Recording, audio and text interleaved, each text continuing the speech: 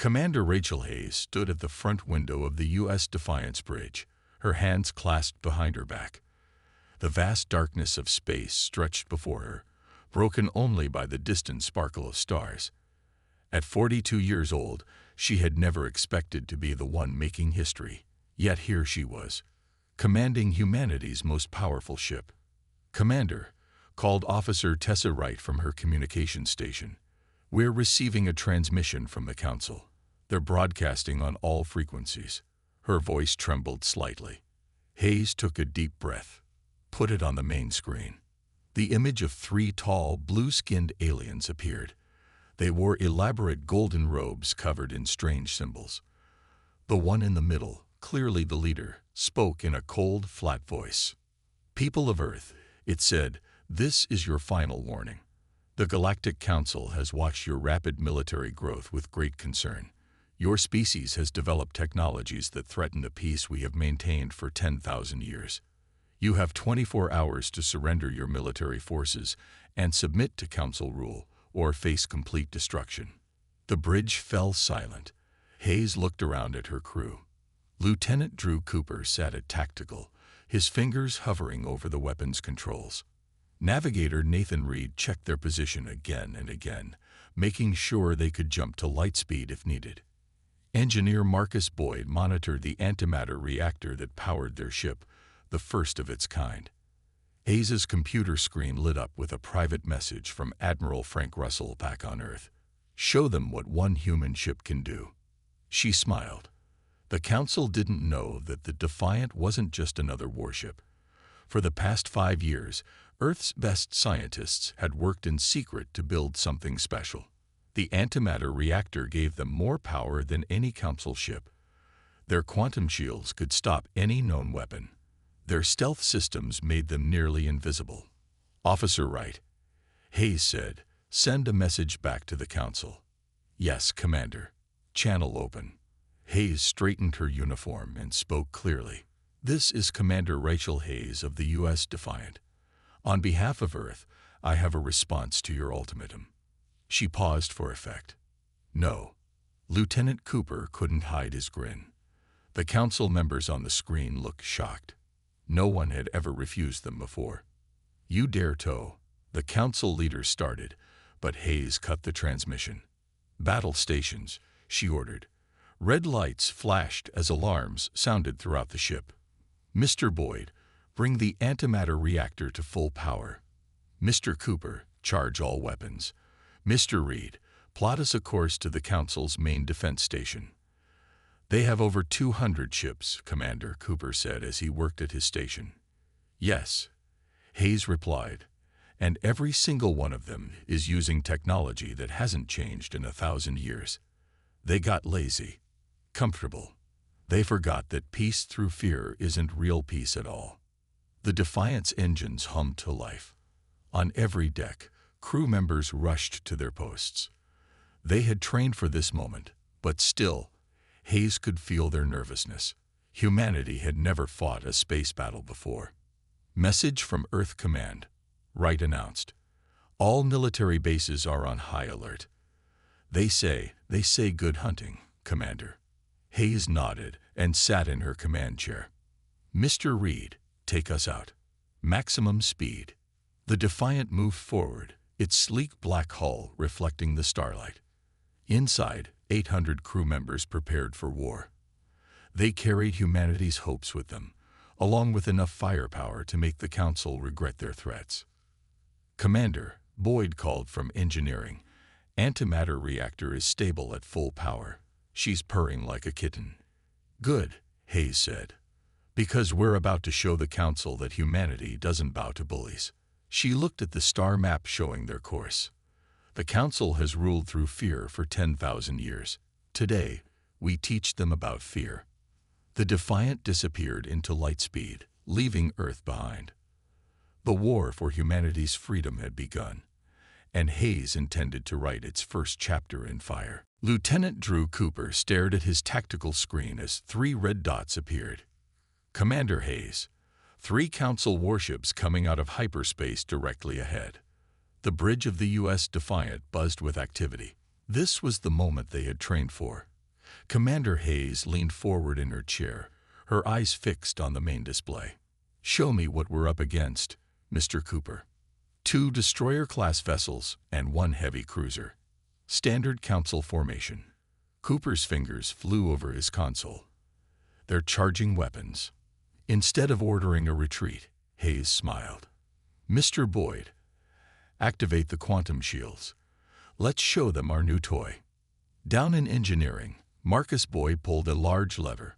The ship hummed with power as the experimental shield system came online. Blue energy rippled across the Defiant's hull.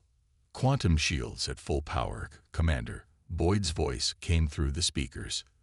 "Those council ships won't know what hit them." The 3 council ships emerged from hyperspace. They were massive, each one covered in golden armor that had struck fear into species across the galaxy for thousands of years. Their weapons began to glow. "They're sending a message," Officer Wright announced from communications. "They say, surrender now or be destroyed." Hayes stood up. "Mr. Cooper, target their lead ship. 1 shot. Full power." Cooper's hands shook slightly as he aimed. This would be humanity's first shot in an interstellar war. Target locked. Fire. The Defiant's main gun roared to life. A beam of concentrated antimatter energy shot across space, glowing bright blue against the black. The council ships didn't even try to dodge. Why should they? Their shields had never failed before. The beam hit the lead destroyer. For a moment, nothing happened. Then the council ship's shields flickered and died. The beam cut through its golden hull like paper. The massive ship split in half and exploded. Silence fell over the Defiant's bridge. They had just destroyed a council warship with 1 shot. "Impossible," came a panicked voice over the comm system from one of the remaining council ships. "Their weapons, how did they?" "Mr. Cooper," Hayes said calmly, "target the 2nd destroyer." The council ships tried to turn away, but they were too slow. The Defiant's 2nd shot tore through another destroyer. The heavy cruiser managed to fire back, but its weapons splashed harmlessly against the quantum shields. "Shield strength at 98%, Boyd reported happily. "Their weapons are like pebbles against a tank." Hayes walked to the front of the bridge. "Officer Wright, open a channel to the remaining ship." The main screen showed a council captain, his blue skin now pale with fear. "What are you?" he demanded. "This technology. It's not possible." "This is what happens when you let species think for themselves," Hayes answered. "Humanity didn't stop developing. We didn't get comfortable. We kept pushing forward while you stayed the same for 1,000 years. The Council will destroy your world for this," the captain threatened. Cooper spoke up from his station. "Commander, they're charging their hyperdrive. They're going to run." Hayes nodded. "Let them go. Let them tell the Council what happened here." She turned back to the screen. "Go. Tell your leaders that humanity is done taking orders. Tell them what one human ship did to your fleet." The Council cruiser vanished into hyperspace, leaving behind the burning wreckage of its companion ships. "Damage report," Hayes called out. "No damage, Commander," Boyd replied. "Those antique weapons couldn't even scratch our paint." Navigator Reed turned in his chair. "Should we pursue them?" "No." Hayes sat back down. "Let them spread the word. Let every oppressed species in the galaxy hear about this day." She looked at the tactical display, where dozens of distress signals were coming from the destroyed ships. "Mr. Cooper, scan for escape pods. We're not monsters. We'll rescue their survivors." As the Defiant moved to begin rescue operations, message after message poured into Officer Wright's station. Other species had been watching the battle. Word was spreading fast. Someone had finally stood up to the Council and won. "Commander," Wright said, reading from her screen, "you need to see these messages. Half the systems in this sector are talking about what just happened. Some are already calling it the Battle of Hope." Hayes watched as her crew worked, proud of how they had handled their first real combat. This was just the beginning, but they had proven something important today. The Council wasn't invincible. They were just bullies who had gone unchallenged for too long. The war had begun, and humanity had drawn first blood. Officer Tessa Wright hadn't slept in 20 hours. Her communications station on the U.S. Defiant was overflowing with messages from across the galaxy. Every few minutes, a new alien species reached out to them, each transmission more exciting than the last. "Commander Hayes," she called out, rubbing her tired eyes. "You need to hear this." She pressed a button, and a deep voice filled the bridge. "Brave humans of the Defiant, we are the free traders of Centaurus. For 500 years, we have paid the Council's unfair taxes. We watched you destroy their ships. We will no longer bow to their demands." Hayes stood behind Wright's chair, listening as more messages played. "3 more mining colonies have stopped sending resources to the Council," Wright reported. "And the Proxima system just kicked out their Council observers." She looked up at Hayes. "Ma'am, we started something big." "Council response incoming," Lieutenant Cooper shouted from his tactical station. The main screen lit up with a new message. The Council leaders looked angry, their blue faces dark with rage. "The full might of the Council fleet has been mobilized," the lead alien announced. 200 warships are coming to crush your pathetic resistance. Your victory against 3 ships means nothing. Surrender now, or watch your world burn." Engineer Boyd's voice came through the ship's speakers. "Let them come. Our antimatter reactor is running better than ever. We can take them all." Hayes smiled at his enthusiasm, but knew they needed to be smart. 200 ships was a lot, even for the Defiant. She turned to Navigator Reed. "Show me the nearby star systems. We need to plan our next moves carefully." Reed's hands moved across his controls, bringing up a map of Council space. "Their ships are gathering here." He pointed to a red dot. "But they're slow. We can hit their supply lines before they even reach Earth." "That's exactly what we'll do," Hayes said. She pressed a button on her chair. "All hands, this is the commander. The Council is sending their whole fleet. They think numbers will save them. But while they gather their ships, we're going to show the galaxy how outdated they really are." Wright's station beeped again. "Commander, the rescued crew from those Council ships we destroyed. They're asking to talk to you." Hayes nodded. A young Council officer appeared on the screen. He looked different from the other Council members they'd seen. Less arrogant, more curious. "Your ship," he said. "It's amazing. We were taught that no one could match Council technology. But you've passed us. Our leaders won't admit it, but many of us see it now. Are there others in the Council fleet who think like you?" Hayes asked. "More than you know. Many of us question the old ways. We just never thought change was possible." He paused. "I can tell you where the Council keeps their fuel depots. Their fleet can't move without fuel." Hayes looked at her crew. This was better than they'd hoped. "Mr. Boyd," she called to engineering, "how long can we run at full power?" "The antimatter reactor is stable, Commander. We can go for weeks without refueling." "Good." Hayes turned back to the screen. "We'll need those depot locations. Officer Wright, send a message to Earth. Tell them to prepare our other ships. They won't be as powerful as the Defiant, but they don't need to be. The Council's time is ending." Over the next few hours, the Defiant's crew prepared for their next mission. In engineering, Boyd fine-tuned the engines. At tactical, Cooper studied the Council's fleet movements. Reed plotted quick escape routes through systems the Council thought were too dangerous to fly through. Wright kept monitoring the messages. "It's not just the free traders anymore," she reported. 3 different species have started fighting back against Council forces. They're using old ships, but there are a lot of them. Hayes watched her crew work, feeling proud. The Defiant had become more than just a ship. It was a symbol of hope for every species that had suffered under Council rule. But she knew the real fight was just beginning. "The Council thinks numbers will win this war," she told her crew. "They're wrong. This isn't about numbers. It's about showing the galaxy that change is possible." She looked at the map, where more and more systems were lighting up with rebellion. "Together, We're going to build something better than their empire of fear. The Defiant's engines powered up, ready for their next mission. The Council's fleet was coming, but they would find more than just one human ship waiting for them. They would find a galaxy ready for freedom. Navigator Nathan Reed's hands flew across his control panel as the U.S. Defiant dove between two massive asteroids. Behind them, 5 Council warships fired their weapons uselessly into space. They still can't track us through the quantum shields, Lieutenant Cooper reported from Tactical, grinning. They're shooting blind.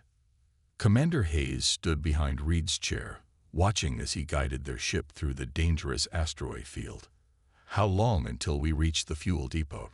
she asked. 3 minutes, Reed answered. "They think this asteroid field is too dangerous to fly through. No one's ever tried this route before."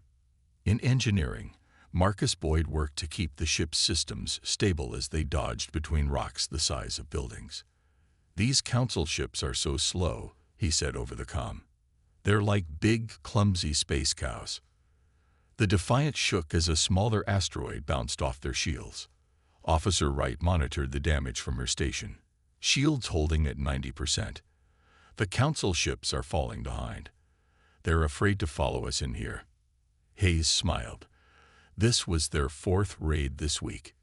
Each time, they struck quickly and disappeared before the Council could respond. The massive Council fleet was useless if they couldn't catch their target. "Council depot in sight," Cooper announced. The screen showed a large station floating in space, surrounded by fuel tanks. Security is minimal. They never expected anyone to reach them through the asteroid field. "Mr. Boyd," Hayes called to engineering, "time to test those new torpedoes you've been working on." "Yes, Mom.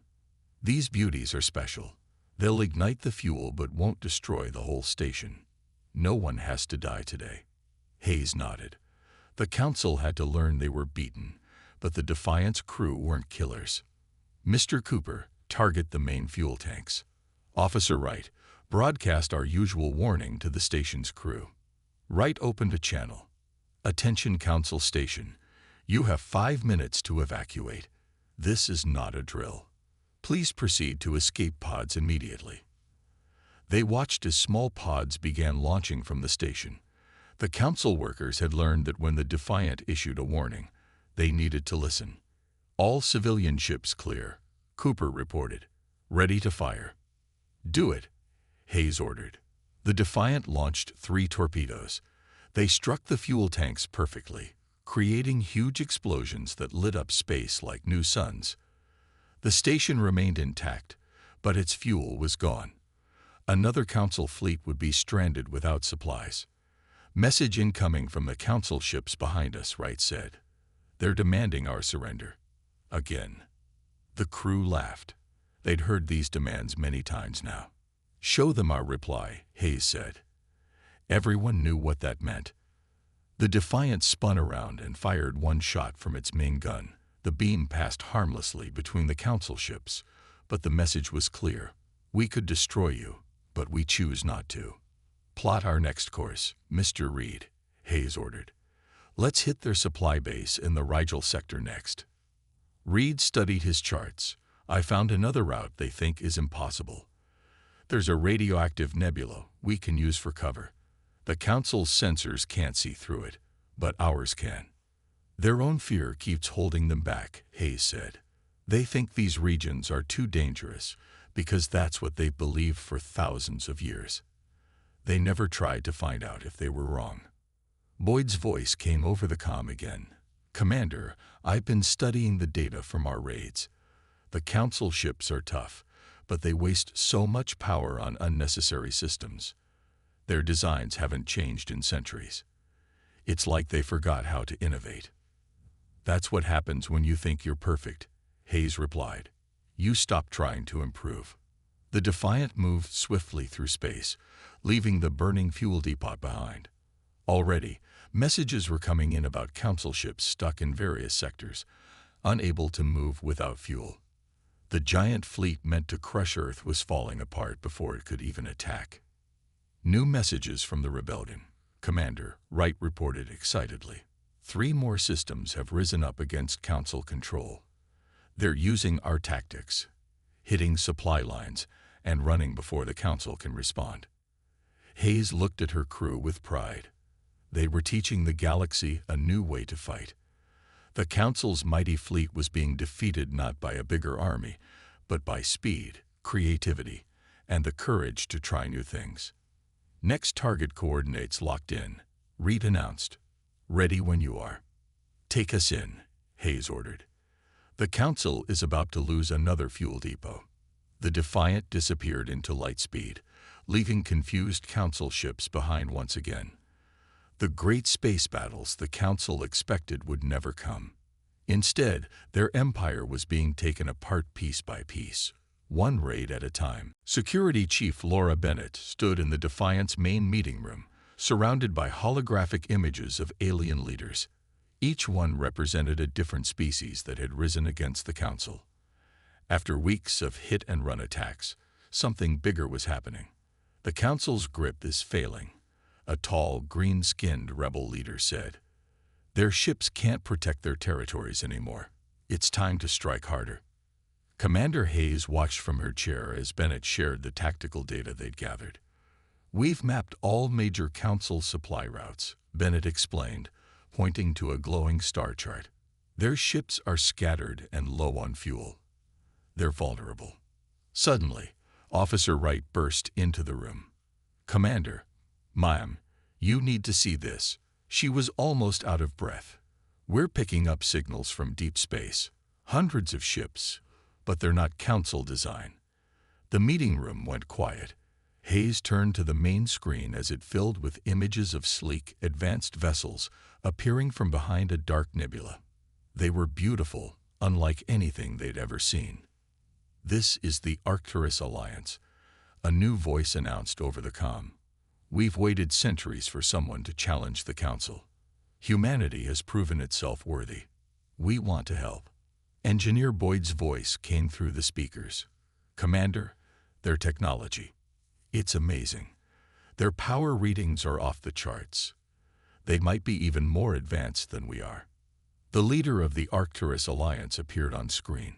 He looked almost human, except for his silver skin and bright purple eyes. We are scientists and explorers from 100 different worlds. We hid from the Council because we refused to stop developing new technologies. Now, we don't need to hide anymore. Hayes stood up. Why come forward now? Because you showed us something important, the Arcturus leader replied. The Defiant proved that one ship with superior technology could change everything. But more than that, you showed mercy. You warned civilians. You disabled ships instead of destroying them. You're not just fighting the Council. You're showing the galaxy a better way. Bennett stepped forward. Our raids have weakened the Council, but they still have many ships. With your help, together, we can end their rule forever, the Arcturus leader finished. We have ships and weapons ready. We've been preparing for centuries. More messages began pouring in. Wright worked quickly at her station to sort them all. Commander, rebel groups from 30 different systems are pledging to join us. The Arcturus Alliance is sharing their technology with them. Everyone wants to help. In engineering, Boyd was studying the Arcturus ships' designs. This is incredible. Their ships use crystals to focus energy, just like we theorized. Think what we could learn from them. Hayes looked around the room at her crew, then at the faces of their new allies. The rebellion that started with one human ship had grown into something massive. Species that had been enemies under Council rule were now working together. The Council fleet is regrouping, Lieutenant Cooper reported from his tactical station. They're pulling back to defend their home systems. They know something big is coming. Let them come, Bennett said firmly. We're not afraid anymore. Hayes nodded. Send word to Earth. Tell them to prepare our other ships, and send this message to every system that wants to join us. The time for hiding is over. The Arcturus leader smiled. We'll begin sharing our shield technology with your allies immediately. The Council thought keeping everyone weak would keep everyone peaceful. They were wrong. Real peace comes from working together, from sharing knowledge. Navigator Reed spoke up from his station. Commander, with the Arcturus ships helping us, we can attack from directions the Council never guarded. Their defense grid has huge gaps in it, because they never imagined anyone would be strong enough to challenge them, Hayes said. Their biggest weakness was their own pride. As the meeting continued, more ships appeared on their scanners. Vessels of all sizes and designs, carrying crews from hundreds of different species. Each one had suffered under Council rule. Each one was ready to fight for freedom. Hayes watched the fleet growing on her screen. The Defiant had started this war alone, but they would finish it with allies from across the galaxy. Together, they would build something new, something better than the Council's empire of fear. The Council calls this rebellion, she told the gathered allies. We call it liberation. Tomorrow, we take the fight to their doorstep. The war for freedom was about to enter its final phase, and this time, humanity wasn't fighting alone. The U.S. Defiant led the largest fleet ever assembled in galactic history. 5,000 ships from 300 different species flew in formation behind them. Commander Hayes looked at her tactical display, watching as the combined fleet approached the Council's home system. Council ships ahead, Lieutenant Cooper announced from Tactical. They've gathered everything they have left, reading 150 warships in defensive positions. Engineer Boyd's voice crackled over the comm. Commander, the antimatter reactor is at full power. The Arcturus engineers helped me make some improvements. We're stronger than ever. Officer Wright monitored communications between their allied ships. All fleet commanders report ready. The Arcturus ships are in position behind the nearby moon. The Council doesn't know they're there. Enemy fleet is powering weapons, Cooper reported. They're transmitting a message. The main screen showed the Council leaders, but they looked different now. Gone was their usual arrogance. They looked worried. This is your last chance, the Council leader said, but his voice shook slightly. Surrender now, or face destruction. Hayes stood up from her command chair. You've been saying that since this war began. Every time. You've lost. Look around you. The species you oppressed for centuries are united against you. It's over. You dare. The Council leader started, but Hayes cut him off. No more speeches, she said firmly. Surrender, and we'll show you the mercy you never showed others. Fight, and you'll learn what real power is. The Council leader's face turned dark with rage. All ships, attack. Destroy them all. Here they come, Navigator Reed said calmly. Just like we planned. The Council fleet moved forward in their usual rigid formation. They had used the same tactics for 1,000 years. They never learned. Now, Hayes ordered. The Defiant fired first, its improved weapons cutting through 2 Council ships instantly. Behind them, the rebel fleet split into smaller groups, just as they had practiced. The Council fleet tried to adjust, but moved too slowly. Arcturus ships, move in, Hayes commanded. From behind the moon, 300 advanced ships appeared. They fired strange energy weapons that turned Council ships' shields against them. More rebel ships attacked from different directions, using tactics the Council had never seen before. In engineering, Boyd worked frantically to keep their systems at peak power. The reactor's running hot, Commander, but she'll hold. The Arcturus improvements are working perfectly. The space around them lit up with weapons fire. Council ships exploded one after another, their outdated technology no match for the combined fleet. The Defiant moved through the chaos like a dancer, Reed's skilled piloting keeping them one step ahead of enemy fire. Council fleet is in disarray, Cooper reported excitedly. They're breaking formation. Their command ship is trying to retreat. Not this time, Hayes said. Mr. Reed, take us in. Mr. Cooper, target their engines. The Defiant shot forward, diving between 2 burning Council ships. Their main gun fired, hitting the Council command ship's engines perfectly. The massive vessel drifted to a stop in space. Council ships are surrendering. Wright called out. They're powering down weapons. Command ship is, yes, they're officially surrendering. Cheers erupted on the Defiance Bridge. Around them, the rebel fleet moved to secure the remaining council vessels. The battle had lasted less than an hour. Message from Earth, Wright said, tears in her eyes. They say we did it. The council's power is broken. We're free. Hayes looked at her crew, feeling proud of how far they'd come. The Defiant, one human ship that dared to fight back, had changed the galaxy forever. Send word to all ships, she ordered. The war is over. Begin rescue operations for any damaged vessels, council ships included. Today we show them a better way. Boyd's voice came through again. Commander, you should see their faces when we start helping them. They never imagined their enemies would show mercy. We're not their enemies anymore, Hayes replied. From today, we're all part of something new.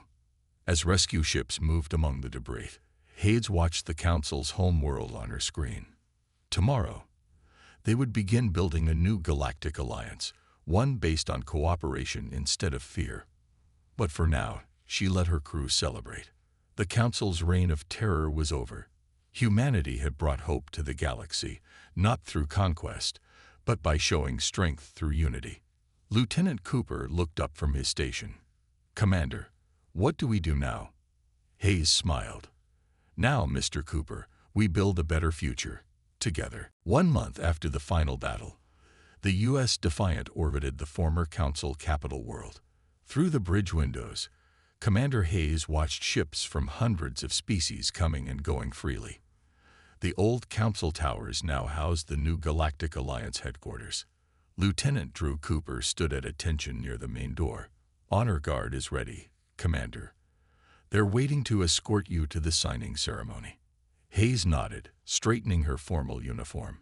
Today, representatives from over 500 worlds would sign the Alliance Charter. The age of the Council was officially ending. Hard to believe it all started with us, isn't it? Engineer Boyd said, joining them on the bridge. His uniform was still slightly stained with engine grease. He had been working nonstop, sharing human engineering knowledge with other species. Message from the ceremony hall. Officer Wright called from her station. The Arcturus leaders are requesting the Defiance crew be given special honors. They say we sparked the change that freed the galaxy. Hayes shook her head. Tell them no special honors. Today isn't about us. It's about everyone who fought for freedom. Down on the planet's surface, the Great Hall was packed with beings of all shapes and sizes. Former Council races sat next to species they once oppressed. Arcturus scientists shared technology with eager engineers from developing worlds. The room buzzed with dozens of languages, all working together. Ready to go, Commander, Navigator Reed said, standing by the transport pad. They're waiting for you to give the opening speech. Before Hayes could respond, Boyd spoke up again. Commander, you should see what's happening in the shipyards. We're building new ships using combinations of human, Arcturus, and other technologies. Everyone's contributing their best ideas. The Council would never have allowed this. Hayes smiled. The Council had feared cooperation between species. They thought keeping everyone separate and weak meant keeping everyone peaceful. How wrong they had been. The Defiance crew transported down to the ceremony hall. As they walked in, the room fell quiet. These were the humans who had proven that one ship, with enough courage and the right technology, could change everything. Former Council leaders sat in plain chairs, their golden robes replaced by simple clothing. They watched as Hayes took the speaker's platform. Behind her, the Defiant could be seen through the hall's massive windows, a symbol of the revolution that had freed the galaxy. 1 year ago, Hayes began, humanity faced a choice: surrender to fear or fight for something better. The Council thought we would bow to their threats. Instead, we showed them a truth they have forgotten. Real peace doesn't come from forcing others to be weak. It comes from working together, from sharing our strengths. She gestured to the gathered representatives. Look around you. Every species here has something unique to offer. The Council tried to stop progress. They thought new ideas were dangerous. But innovation isn't something to fear. It's something to celebrate. Boyd stood with the other engineers, already discussing plans for new ships. Cooper talked with security teams from different worlds, sharing tactical knowledge. Wright worked with communications experts, developing better ways for species to understand each other. The Defiance started this change. Hayes continued, but all of you finished it. Together, we've built something the Council never could. A true alliance of equals. From today forward, no species will be held back.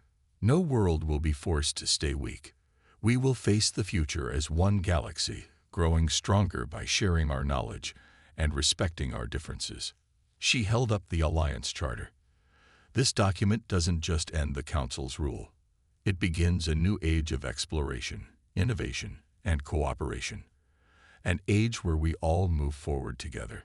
The hall erupted in cheers as Hayes signed the charter. One by one, representatives from hundreds of worlds added their signatures. The Council's empire was officially over. Later, back on the Defiance Bridge, Hayes watched the celebration ships flying past. Each one showed a different style, a different technology, a different way of thinking. And yet they all flew together, peaceful and free. Orders, Commander. Reed asked from his station. Where do we go now? Hayes looked at her crew, then at the stars beyond. Everywhere, Mr. Reed. We got a whole galaxy of new friends to visit. And this time, we're not going as warriors. The Defiance engines powered up, humming with energy from a dozen different technologies working in harmony. The ship that had started a revolution was ready for a new mission. Exploring, learning, and showing the galaxy what freedom really meant. Take us out, Mr. Reed, Hayes commanded. The real adventure is just beginning.